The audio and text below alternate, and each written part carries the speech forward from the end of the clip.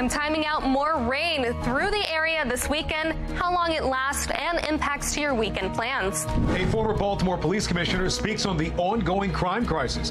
His thoughts on how the city can curb the violence. Why won't you answer questions about this? Mayor Scott dodges our questions after the city council rejects his pick for city administrator. His office's next move as the back and forth continues. These are your patients' medical records. But what about you the should people who bring just them dropped them inside. off? Fox 45 News confronts the owner of a medical facility after dozens of boxes containing patients' personal information are left outside for more than a day. Police name a suspect in a 53-year-old murder case, only he died 5 years ago. Why the family and investigators say the case is still open. Live from WBFF in Baltimore, this is Fox 45 News at 10. Good evening, I'm Maxine Stryker. And I'm Kai Jackson. It's a gloomy start to the weekend, honestly. Taking a live look at the conditions right now as our weather maker is on the move. Yeah, the rain is slightly easing up, but conditions they're still pretty slick out there. So what does the rest of the weekend have in store? Let's get right to meteorologist Jasmine. Yeah, it certainly was a very gloomy start to the weekend, but now most of the rain has cleared. That low pressure system that we were tracking is moving closer and closer to the Atlantic, and that rain has now moved to the east. There are still some areas of snow to the north and even that tail end impacting western Maryland, but for the rest of us, we are mostly dry right now. It's still a little cool. Temperatures are mainly in the 40s across the state. We've got a couple of 20s and 30s in western Maryland where we do have that snow, but you can expect the cool and gloomy weather to continue for the rest of the weekend. Tomorrow, we're really not looking at any rain, but we are going to stay mostly cloudy. Temperatures reach the upper 40s. Then on Sunday, we'll stay in the upper 40s again, which is below average for this time of year. We have the chance for a few more spotty showers, and that's followed by a rainy day on Monday with temperatures still in the 40s. Coming up, I'll have a look at the timing of the rain and when we finally warm up in my Weather Authority forecast. Back to you. Jasmine, thank you. Now, anytime storms hit, you can have that forecast right at your fingertips. Download the Fox 45 weather app, search for WBFF in your app store. Violence is a top concern for city leaders, so much so that some former leaders are now coming forward and offering solutions. Former Baltimore Police Commissioner Darryl D'Souza spent almost a year in prison and has seen both sides of the crime crisis. Fox 45's Jeff Abel spoke to the former commissioner. Jeff joins us live with his thoughts. Jeff? Well, as a former police commissioner and federal inmate, Darryl D'Souza sees what many on the front lines do not. Please, y'all, give yourselves a hand. Former Police Commissioner Darryl D'Souza has a perspective few others can share. He spent 30 years in the Baltimore City Police Department, 4 months as police commissioner. Proud to say that I went through every single rank in the Baltimore City Police Department. But 4 months after he was named commissioner, D'Souza was named in a federal complaint, accusing him of failing to file tax returns. He served 10 months in a federal prison. And I taught a class there, and part of that class was trying to figure out what the next steps are for them. He's one of a handful of people with an inside-out view of the justice system. And in Baltimore, the city is struggling with the crime war, he says, because city police department remains hundreds of officers short. When you're that short of officers, what does that mean? It means that other officers are working double shifts. It's not healthy. You know, they're experiencing sleep deprivation. I've heard it. They're telling me that. And you make bad decisions and you're not as sharp. In the long term, D'Souza says the city should reevaluate its hiring process, but immediately. This is all hands on deck. I mean, I think at this point, the community is really frustrated, and you just got to have a real heart-to-heart conversation with officers who typically do some administrative stuff. They're great people, but at this point, it's like everybody. Like all hands on deck. D'Souza commends the city's compliance with the consent decree, but in order for the violence to stop, conversations, he insists, must begin. I think the biggest thing is that's missing is having a conversation with a group of young men or young women that need guidance. And guidance is what he offered to a group of graduates in Bolton Hill today. Many of them also serve time. Now they're hitting the workforce. Whatever you need from me, consider it done. So congratulations to y'all. Yes.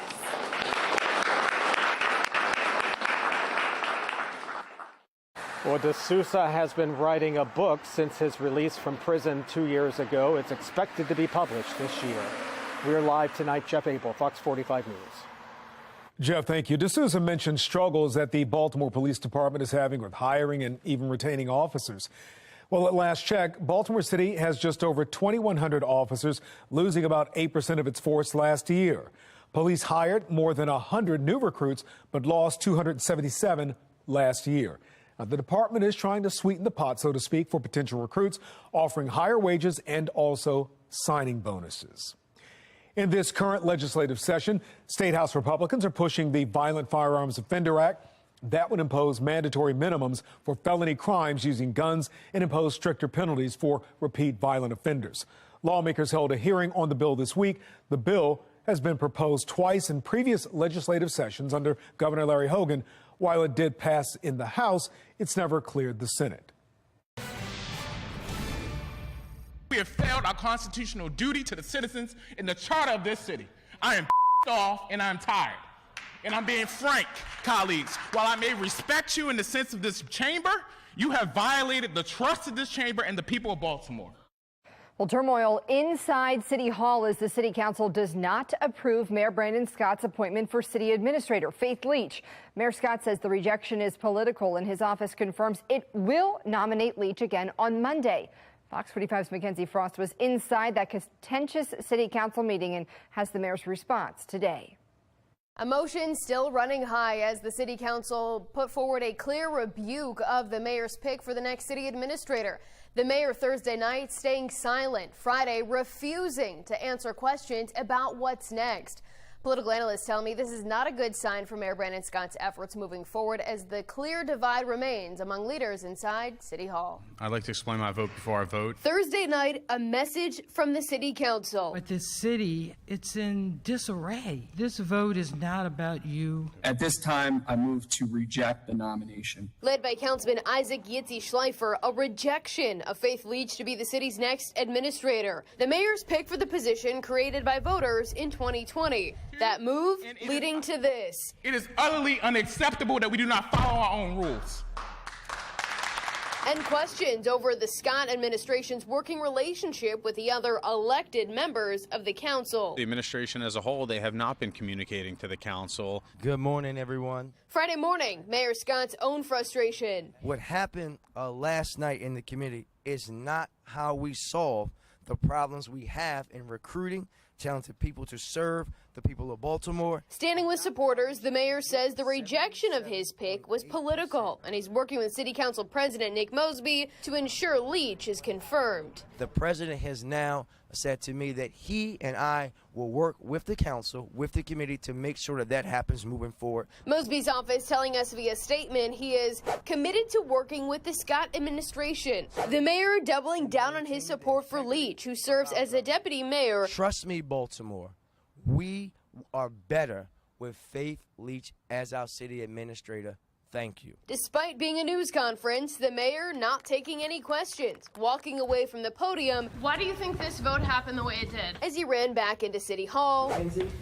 What matters is that the voters of Baltimore voted on this. Why won't you answer questions about this? And up the stairs. The council members opposing Leach maintain their rejection is rooted in frustration with the workings of city government. The communication that this council has not been given. And this isn't the first time leaders inside City Hall say they've been left in the dark about decisions from Mayor Scott. The Safe Streets restructuring. My team nor myself was provided any prior briefing on the restructuring of Safe Streets. Controversial BGE conduit contract. No, it's not the first time that there's been a breakdown in communication. And now an apparent unraveling of plans for the mayor. But it sends a message that basically, as city council, we need to be listened to more. Political analyst John Deedy says Leach's rejection should sound alarm bells within the mayor's office. And the fact that they were willing to challenge him and basically say, yeah, she's qualified. No. That would be a really big red flag. Maybe he's starting to lose a little bit of his political power. After his outburst in the chambers, Councilman James Torrance says he believes Faith Leach will be renominated. I'm happy to say that I will vote yes again. After not taking questions, we followed up with Mayor Scott's team asking when Leach will be renominated and what does the council's committee vote say about Mayor Scott and his administration's ability to govern. The mayor's office ignoring those questions while Leach's future hangs in limbo. That committee's unfavorable recommendation for Faith Leach to serve as the next city administrator is up for a debate on Monday night during the council meeting. In Baltimore, Mackenzie Frost, Fox 45 News. Well, the nomination not the only issue dividing City Hall. On Thursday, the City Council had a hearing on the Mayor's Clean Corps program, which would give $15 million to nonprofits cleaning up Baltimore. But some in the City Council say it overlaps with their efforts, and the money would be better off going to another area, like the Department of Public Works. Why in the world would, the administration give $15 million towards privatization of community groups to perform these functions and to hire people when that's exactly what we're trying to do? Well, some members of the City Council are also continue to push back on a deal between Mayor Brandon Scott and BGE over the city's conduit system. The mayor is accused of not proper protocol when approving that deal because two members of the Board of Estimates chose to boycott the vote. It's a huge win for the city. It's a bad deal for the city. There is no question on the legality on this solicitor's side. This is a done deal. We're acting on the deal. It's done. The way that this entire situation has been handled is nothing more than a power grab and move to suit the interests of private industry. What we're missing here is a judge. I think we've reached the point where it's clear that we just have to agree to disagree. Well, this brings us to our question of the day. If elections were held today, would you vote to re-elect Mayor Scott? So far, 90% say no. Vote at foxbaltimore.com/vote.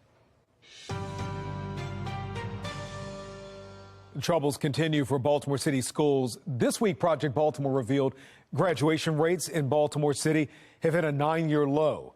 In February, a report showed 0 students at 23 city schools tested proficient in math out of 2,000 students taking the test.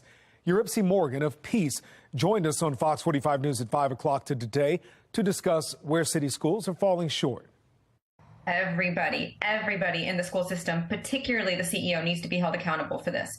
So it's even more shocking when you look at the actual numbers and realize that 75% of Baltimore City schools were either at a 1 or a 2-star level. That's insane. On top of that, if we look at the school's budget, we know that they received $790 million in grants, in federal grants, 20% of which was required, at least 20% was required to be held back to help students in that achievement gap through COVID. Where has that money gone? Our Project Baltimore team has done extensive reporting into the failures within city schools. You can find their reports right now on our website at foxbaltimore.com/Project Baltimore. Still ahead on Fox 45 News at 10 o'clock tonight. Private medical documents out in front of a building for anybody to go inside of. The outrage from patients as Fox 45 News investigates why they were there in the first place. A pair of city council members hoping a new plan can salvage Baltimore's vacant home crisis. Their proposal as frustrated residents weigh in on the crisis. And coming up at 10:30 tonight, a breakthrough in a cold case going back more than 50 years. How police identified a suspect and the emotion from a family desperate for answers.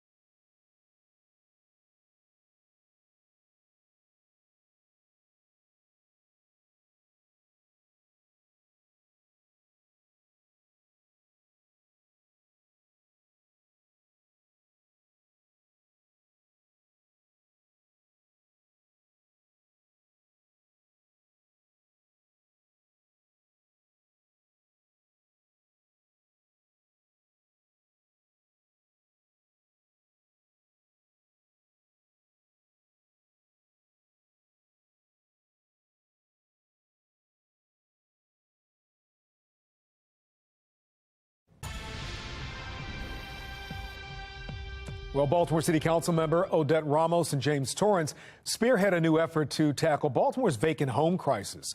They're looking to create the Land Bank Authority that would work with other agencies around the city to redevelop vacant homes into new housing opportunities. Residents near vacant homes say the city needs to do more. We are walking distance to downtown. I-95 is right here, 295. All major highways are right here. And this is what the inner city looked like? It's ridiculous. If you turn off 95 coming down Wilkins Avenue and make a wrong turn, you see devastation. There are more than 14,000 vacant properties in Baltimore. The city itself owns roughly 1,000 of those. A concerning discovery outside of a medical facility in West Baltimore is our crews found dozens of boxes containing personal, even private information, all out in the open. The facility's owner admits the sensitive information was left out overnight, but how did this happen? Fox 45's Rebecca Pryor explains. It's mind-blowing. The hair stood on the back of my neck. Those passing by occupational medical services in Southwest Baltimore shocked to find stacks of confidential medical records free for anyone to see. Anybody can come up and just get people information and do whatever they want with it. It's just, I've never seen anything like this. The facility offers drug and alcohol testing as well as care for workers' compensation cases. Resting against the building, dozens of boxes containing hundreds of patients' private health information. There's got to be hundreds. Included in the dump of documents, patients' names, addresses, full social security numbers, and contact information. And inside, the facility's owner, Joyce Phillips, fully aware of the boxes sitting outside. How long have they been sitting out there? Like a day. I got to call somebody to get them moved and shredded. They need to be shredded. But you've left them outside for anyone to come I'm by by. myself. What do you want me to do? Well, it's been over 24 hours now and you haven't moved them. I got to wait for the company to come and shred them. Phillips explained the documents are from another one of her facilities that was recently shut down, but couldn't explain why they were left outside overnight. Why couldn't you bring them in? 200 boxes, 75 pounds each. So what are you going to do about this? You're just going to leave patients? No, I'm not going to leave it. I just told you. We have a call into, we're waiting for them to come here to get the boxes. Phillips wasn't able to say when exactly the company she called was scheduled to arrive. About an hour later, our cameras capturing her bringing in boxes herself, an effort her patients are calling too little, too late. Not acceptable at all. This is a major HIPAA violation. Brenda Pound is a registered nurse and workers' compensation caseworker. I walked by and looked at someone's chart, I happened to just glance. This is blatantly illegal, in my opinion. She says the information on the exposed documents is protected both by federal and state law, and for good reason. People's Social Securities, phone numbers, medical diagnosis, it can affect their job, it can affect their insurance. If you have your Social Security number compromised, it can be devastating. Rebecca Pryor, Fox 45 News. Well, a bizarre story out of Anne Arundel County now. A 35-year-old inmate, Courtney Butler, has been sentenced to life in prison for the attempted murder of a fellow inmate over a juice box.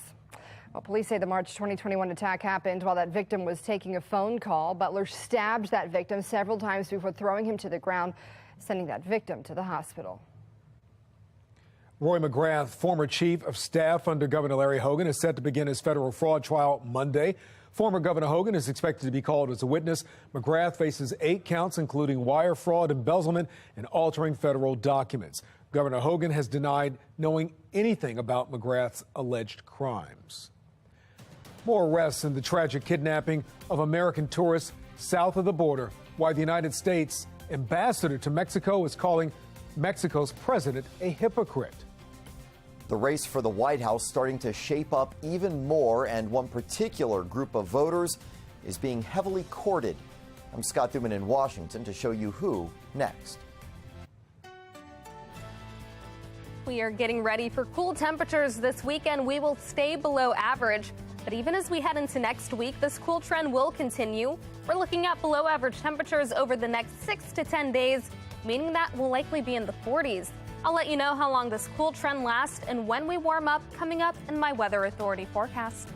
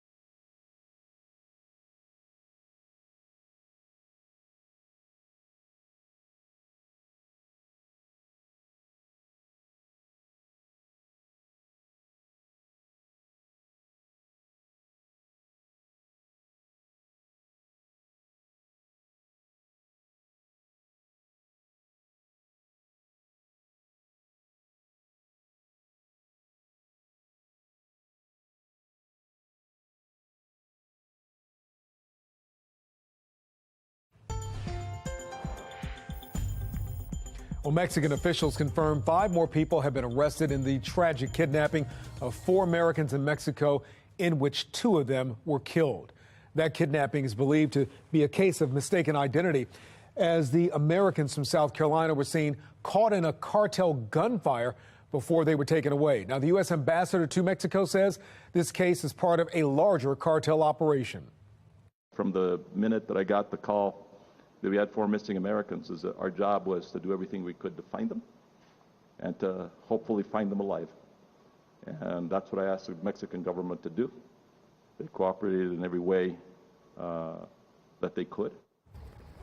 Well, the ambassador also addressed recent comments from Mexico's president downplaying the fentanyl crisis. He says Mexico's president in the past has called it the most important health and security issue for its people.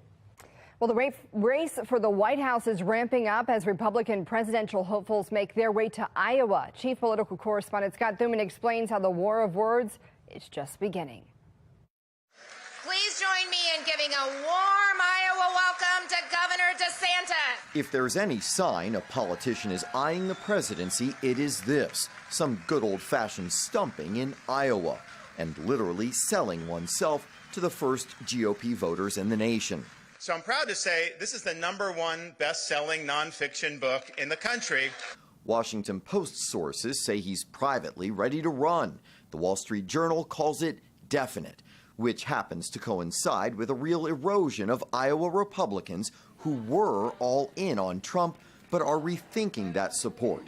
In June of 2021, 69% say they would definitely vote for Trump in the 2024 general election, 22 percentage points more than say the same today. An opening for a not-so-subtle push even from former Trump staffers. Governor DeSantis, today I'm asking you to run for president. It's time for fresh conservative leadership.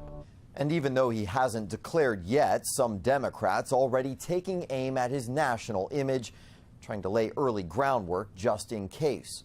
MAGA Republicans who oppose these common sense investments. It's true.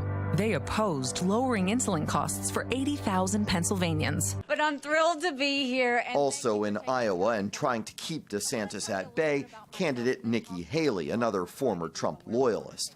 But the headliner, of course, Trump himself. And as I did for 4 incredible years, I will put America first every single time, every single day. Who will visit Iowa on Monday for what could pose a real dilemma. We don't want 2 strong candidates to shred each other, and duke it out in the boxing ring. In a race that is quickly picking up the pace. In Washington, I'm Scott Thuman. More than 5 decades spent looking for answers. Just ahead, the major breakthrough in a cold case in Anne Arundel County. And a double murder suspect in Oregon making what seems to be regular court appearance, but we'll show you what happens when officers take off the cuffs.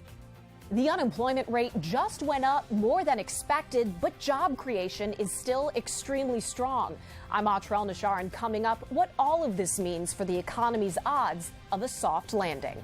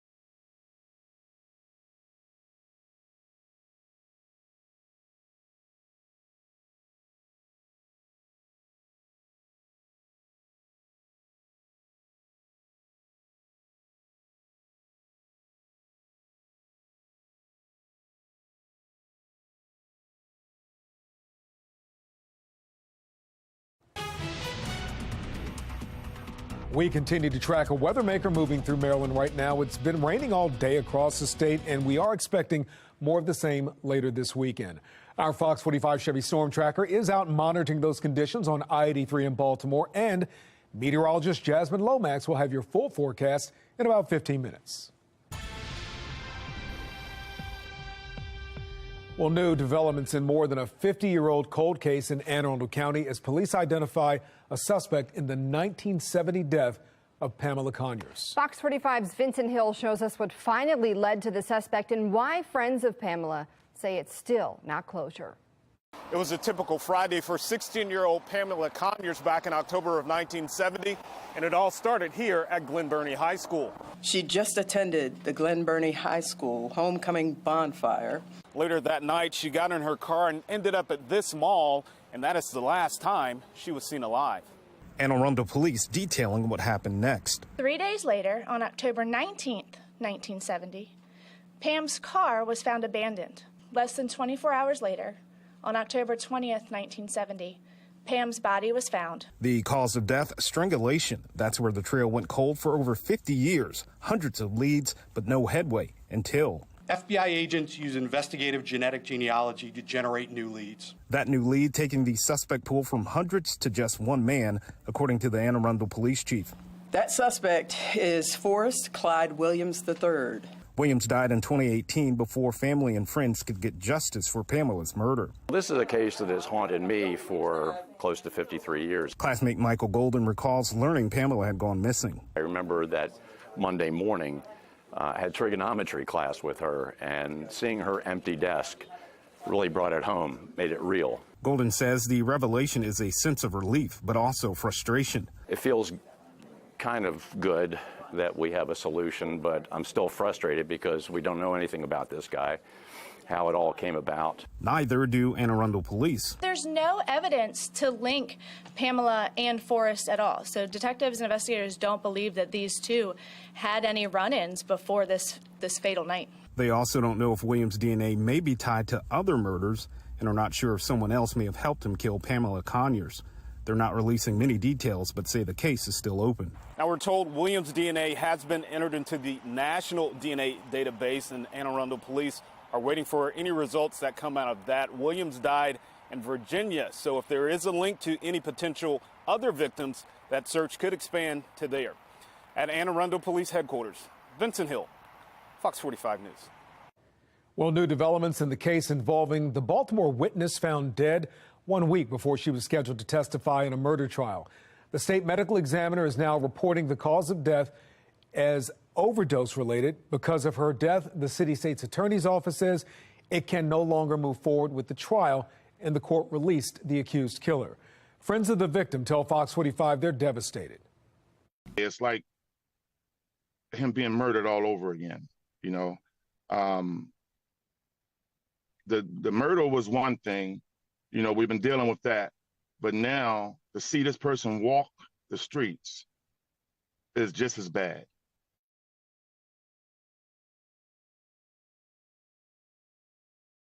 Clozapine is used to treat anxiety, depression, or insomnia. A second chance for former convicts in Baltimore today, completing a 15-week course to become certified heavy equipment operators. Members of the program saying it's a life-changing experience. Your ancestors' wildest dreams, and what you do once those certificates are placed in your hand and you get gainful employment, you to have children, you just setting in motion your baby's fulfillment of their wildest dreams. So keep on pushing. The Heavy Equipment Operator Program is one of 70 programs designed to help former prisoners get back on their feet. A workforce training center is currently under construction in Northeast Baltimore. Fox 45 News is learning 58-year-old Ronald Heiston Jr. was the victim in this weekend's deadly tanker crash in Frederick County, which sent a fireball and plumes of smoke shooting high into the sky in Frederick County. Heiston is from Smithsburg, Washington County. Investigators still don't know why the truck left the road, which hit a tree, caught fire, and again burst into flames. Heiston's truck had about 8,000 gallons of fuel on it when it crashed. He died at the scene. Several homes were damaged by the fire after the crash. Identifying a trooper shot in the line of duty this week in Wycomico County. Sergeant Brooks Phillips was shot during a traffic stop on Tuesday. During that stop, 23-year-old Kyford Cooper allegedly fired and hit Phillips multiple times before crashing his car and killing himself. Phillips has been released from the hospital since that time. Well, the February jobs report is out, showing unemployment rates are up, but job growth remains fairly strong. The report not well received on Wall Street as all three major indices ended in the red. National correspondent Dr. El-Nashar looks into current trends and whether they're here to stay. A fresh reading of the U.S. labor market shows conditions are still red hot, with workers in high demand, but things are starting to cool. Today's job numbers is clear. Our economy is moving in the right direction. 311,000 jobs added last month, according to the Bureau of Labor Statistics, with the biggest gains in leisure and hospitality, retail, healthcare, and government. It's a smaller number than January's more than 500,000 jobs added. At any other time, an increase in the unemployment rate would be worrying news. But in this moment of tight labor market conditions contributing to inflation, I thought this report was the best of all worlds. With the number of Americans either working or looking for work growing for 3 straight months now, businesses are finding it easier to fill roles without having to resort to inflationary wage growth. in the eyes of the Federal Reserve, there's still a long way to go. Back in December, Fed officials projected that by the end of this year, unemployment will be a full point higher than it is now as they engineer an economic slowdown to tame inflation. And that put Fed Chair Jerome Powell at the center of bipartisan criticism on Capitol Hill this week. When you're slowing the economy, you're trying to put people out of work. That's your job, is it not? Not really. We're trying to restore price stability. And putting 2 million people out of work is just part of the cost, and they just have to bear it. Will working people be better off if we just walk away from our jobs and inflation remains 5-6%? Powell reminding them 4.6% unemployment is better than it's often been over the past 75 years. But mass layoffs are a telltale sign of recession. And despite historic trends, jumps in the unemployment rate of that magnitude and speed could mean business investment or productivity also take a hit. In Washington, I'm Atrel Nashar reporting. Well, President Biden's cabinet members are beginning to defend his new budget proposal as it faces backlash in the House. The president's budget is seen as a blueprint for his 2024 campaign platform, focusing on cracking down on oil and gas companies and creating more breathing room for the middle class. But Republicans say the price tag is too hefty. You already got $80 billion for the IRS. Now you want $43.2 billion more. Will there be increased audits on working class families with this new appropriations? I have directed already that IRA resources will not be used to increase the share of households or small businesses earning less than $400,000. Critics argue that America's debt ceiling issue needs to be addressed before any new budget discussions should begin.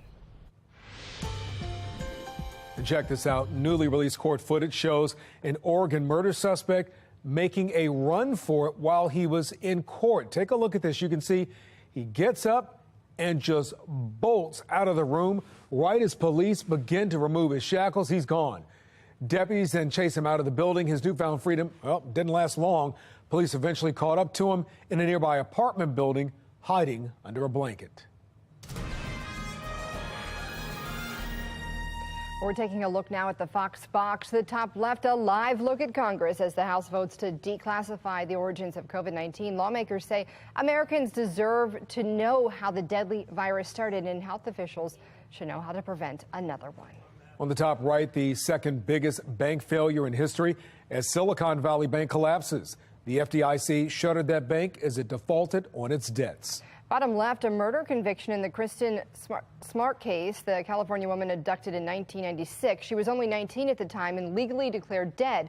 In 2002, Paul Flores will spend at least 25 years in prison. On the bottom right, Senator Mitch McConnell's health appears to be improving, and an advisor says he's eager to be discharged from the hospital. He's been dealing with a concussion since a fall Wednesday night. Still ahead, the COVID pandemic changing fundamental aspects of urban life. from working from home to an increase in homelessness.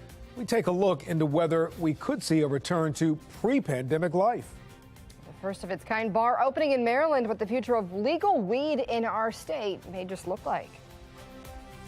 And the weather maker that led to rain earlier today is now moving out of our region, but we have another chance for showers as the weekend ends.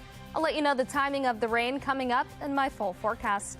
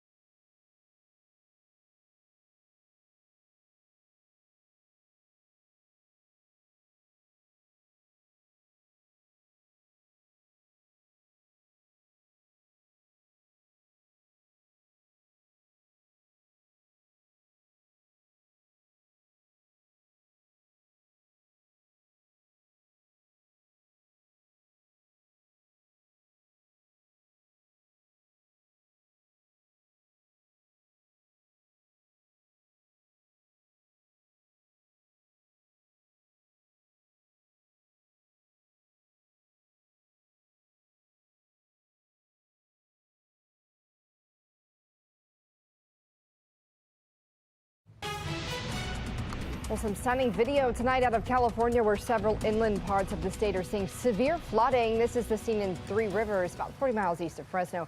Activation orders are now in place for nearly 10,000 people, and 25 million Californians are under flood alerts.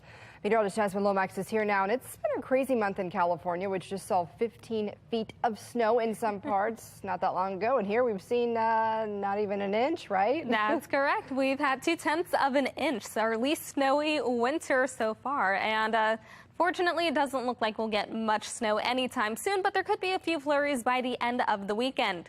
Right now, we are nice and dry following the rain that moved through the state earlier. 42 for the current temperature with a wind chill in the upper 30s. Visibility still slightly down.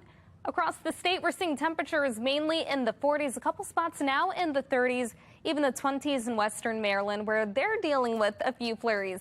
It's all a part of this larger weather maker. The rain has now pushed toward the northeast and out of our region. We've got high pressure that will build into our region tomorrow, keeping us mostly dry. But then by Sunday,